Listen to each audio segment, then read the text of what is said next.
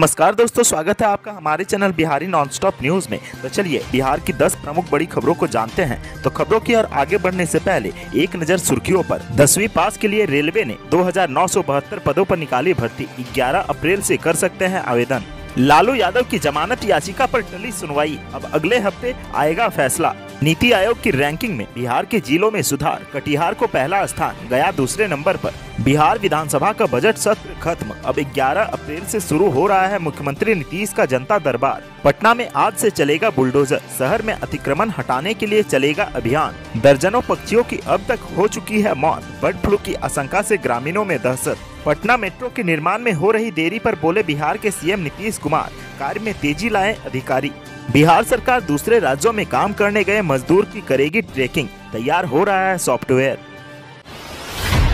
जी हां, अगर आप 10वीं पास है और सरकारी नौकरी की तलाश में है तो आपके पास नौकरी पाने का सुनहरा मौका है। पूर्वी रेलवे ने अप्रेंटिस के पदों पर इच्छुक व योग्य उम्मीदवारों से आवेदन करने के लिए नोटिस जारी किया है। योग्य व इच्छुक उम्मीदवार जो इन पदों पर आवेदन करने की रुचि रखते हैं और सभी पात्रता मानदंडों को पूरा करते हैं, वे अपनी योग्यता के अनुसार आवेदन कर सकते हैं। रेलवे भर्ती सेल पूर्वी रेलवे ने हावड़ा, सियालदा, मालदा, आसनसोल, कांचरपारा, लिलुआ, जमालपुर आदि अपनी विभिन्न इकाइयों में विभिन्न ट्रेडों के तहत अप्रेंटिस की भर्ती के लिए रेलवे ने फॉर्म जारी किया है। उम्मीदवार रिक्त पदों पर आवेदन भर सकते हैं। आरआरसी ईआर कोलकाता की आधिकारिक वेबसाइट पर जाएं और वहां पर जाकर www.rrc.com पर सभी प्रासंगिक जानकारी भरें। जी हां, इस वक्त की बड़ी खबर रांची से है, जहां राजद सुप्रीमो लालू प्रसाद यादव की जमानत याचिका पर आज होने वाली सुनवाई टल गई है। अब अगले हफ्ते सुनवाई होगी। जस्टिस अपरेश कुमार सिंह की अदालत में यह मामला सुनवाई के लिए सूचीबद्ध था, लेकिन जज के नहीं बैठने से लालू की जमानत पर सुनवाई नहीं हो सकी। अब अगले हफ्ते लालू यादव की जमानत याचिका पर सुनवाई होगी। बता दें कि पिछली सुनवाई के दौरान अदालत ने इस मामले में सीबीआई कोर्ट से रिकॉर्ड मांगने का निर्देश दिया था। चारा घोटाले के करीब 65 ट्रंक दस्तावेज हाईकोर्ट पहुंचाया गया है। अगली सुनवाई पर लालू प्रसाद की ओर से जमानत दिए जाने पर बहस की जाएगी। लालू की ओर से जमानत याचिका में बढ़ती उम्र और 17 प्रकार की बीमारी होने का हवाला दिया गया है। साथ ही यह भी कहा गया है कि उन्होंने इस मामले में सजा की आधी अवधि जेल में बिता दी है। इस आधार पर उन्हें जमानत की सुविधा मिलनी चाहिए। कोर्ट के आदेश अनुसार सीबीआई भी अदालत में लालू की जमानत याचिका पर अपना जवाब दाखिल करेगी। नीति आयोग की रिपोर्ट में भले ही बिहार को कई क्षेत्रों में पिछड़ा बताया जाता हो, लेकिन अब खुशी की बात यह है कि आयोग की फरवरी 2022 की डेल्टा रैंकिंग में देश के 111 आकांक्षी जिलों में कटिहार को पहला स्थान मिला है। वहीं गया को दूसरा, मुजफ्फरपुर को तीसरा व खगड़िया को 7वां स्थान मिला है। कटिहार जिला हेल्थ और न्यूट्रिशन के सूचकांक पर 73 अंक पार कर देश में प्रथम स्थान पाया है, जो बिहार के लिए दोहरी उपलब्धि है। नीति आयोग द्वारा जारी फरवरी 2022 की रैंकिंग में गया को द्वितीय, मुजफ्फरपुर को तृतीय, खगड़िया को 7वां, पूर्णिया को 14वां, सीतामढ़ी को 19वां, बेगूसराय को 48वां, शेखपुरा को 54वां, जमुई को 56वां, अररिया को 57वां, नवादा को 64वां, औरंगाबाद को 80वां और बांका को 89वां रैंक प्राप्त हुआ है। फरवरी 2022 की डेल्टा रैंकिंग में बिहार के कटिहार जिले ने 55.9 का कंपोजिट स्कोर हासिल कर देश में प्रथम स्थान बनाया है। बिहार विधानमंडल का बजट सत्र 31 मार्च को संपन्न हो गया। राज्य में एक बार फिर से 11 अप्रैल से जनता के दरबार में मुख्यमंत्री कार्यक्रम की शुरुआत होगी। यह जानकारी मुख्यमंत्री नीतीश कुमार ने गुरुवार को विधानसभा स्थित अपने कक्ष में दी। पिछले 25 फरवरी को विधानमंडल का बजट सत्र शुरू हुआ था। इस सत्र के दौरान मुख्यमंत्री का जनता दरबार कार्यक्रम स्थगित किया गया था। सत्र के खत्म होने के बाद जनता दरबार का कार्यक्रम फिर से शुरू किया जा रहा है। बताते चले कि कोरोना की तीसरी लहर खत्म होने के बाद इस साल मुख्यमंत्री का जनता दरबार कार्यक्रम शुरू किया गया था। इस कार्यक्रम के तहत हर महीने के पहले, दूसरे और तीसरे सोमवार को नीतीश कुमार राज्य की जनता की समस्याओं को लेकर खुद रूबरू होते थे और शिकायतों का तुरंत निपटारा करने की कोशिश करते थे। इसके तहत लेकर संबंधित विभाग के मंत्री या जिला के डीएम या एसपी से बात करके मामले का निपटारा करते थे। मुख्यमंत्री के जनता दरबार में मिलने के लिए अभी तक ऑनलाइन आवेदन देने की प्रक्रिया बनाई गई थी। ऑनलाइन आवेदन के बाद उन्हें जनता दरबार में सीएम से मिलने की तिथि बताई जाती है और संबंधित जिला के अधिकारी आवेदनकर्ता को पटना स्थित मुख्यमंत्री के जनता दरबार तक लाने और ले जाने का इंतजाम करते हैं। यूपी में मुख्यमंत्री योगी आदित्यनाथ के बुलडोजर पर चर्चा जोरों पर है। अब यही बुलडोजर बिहार में भी चलने वाला है। हालांकि बिहार में यह अपराधियों पर नहीं बल्कि अतिक्रमणकारियों पर चलेगा। शहर में अतिक्रमण हटाने के लिए आज से बुलडोजर चलेगा। नगर निगम आज से सभी 9 बड़े नालों पर हुए अतिक्रमण को हटाने के लिए विशेष अभियान चलाएगा। इसके लिए जिला प्रशासन और नगर निगम की टीम ने पूरी तैयारी कर ली है। प्रत्येक टीम में एक मजिस्ट्रेट, पुलिस बल और कार्यपालक पदाधिकारी रहेंगे। अतिक्रमण खुद से नहीं हटाने पर निगम जुर्माना भी वसूलेगा। पहले चरण में 6 अंचलों में पड़ने वाले नालों को अतिक्रमण मुक्त कराने के लिए निगम ने सर्वे कर लिया है। दूसरे चरण में अन्य नालों को अतिक्रमण मुक्त किया जाएगा।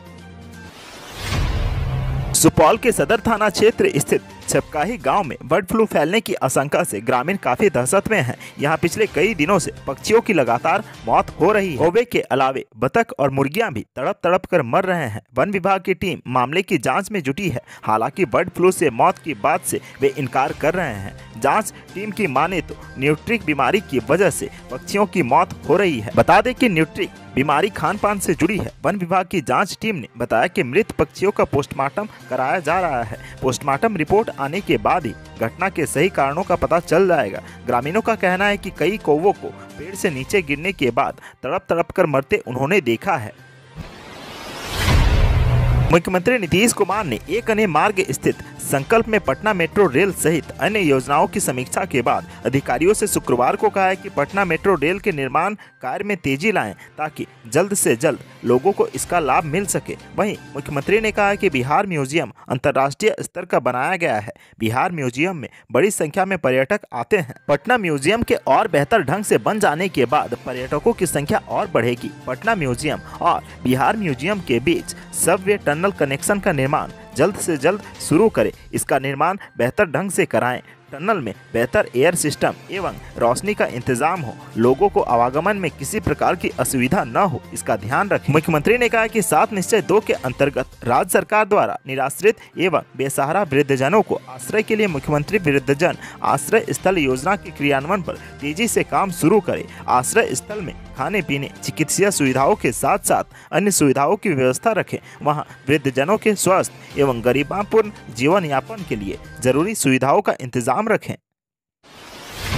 बिहार से बाहर काम करने वाले दिहाड़ी व अन्य तरह के मजदूरों की पहचान करने के लिए श्रम संसाधन विभाग सॉफ्टवेयर के माध्यम से डेटा तैयार करेगा, जिसके बाद दूसरे राज्यों में काम करने वालों को खोजना बेहद आसान हो जाएगा। विभाग के मुताबिक कोरोना काल में 16 लाख मजदूर विभिन्न राज्यों से घर वापस लौटे थे, जिसके बाद उन्हें उनके गांव के पास स्कूल या सरकारी भवनों में रखा गया था, जहां क्वारंटाइन रहने के दौरान मजदूरों को उनके स्किल के मुताबिक प्रशिक्षण दिया गया था ताकि उन्हें रोजगार व स्वरोजगार से जोड़ा जा सके। इससे दूसरे राज्यों में काम करने वाले मजदूरों को ट्रैक करने में किसी भी तरह की परेशानी नहीं होगी। कोरोना काल में लौटे इन सभी मजदूरों का नाम, पता और उनके स्किल को नए सॉफ्टवेयर में अपलोड किया जाएगा। इसके बाद उनके माध्यम से दिए गए कॉन्टैक्ट नंबरों पर फोन कर यह सूचना लिया जाएगा कि अभी वह मजदूर तत्काल कहां काम कर रहे हैं। इस सूचना के आधार पर उनके डेटा में कुछ बदलाव करना होगा तो वह किया जाएगा, जिससे विभाग के पास उस सभी मजदूरों की पूरी जानकारी रहेगी।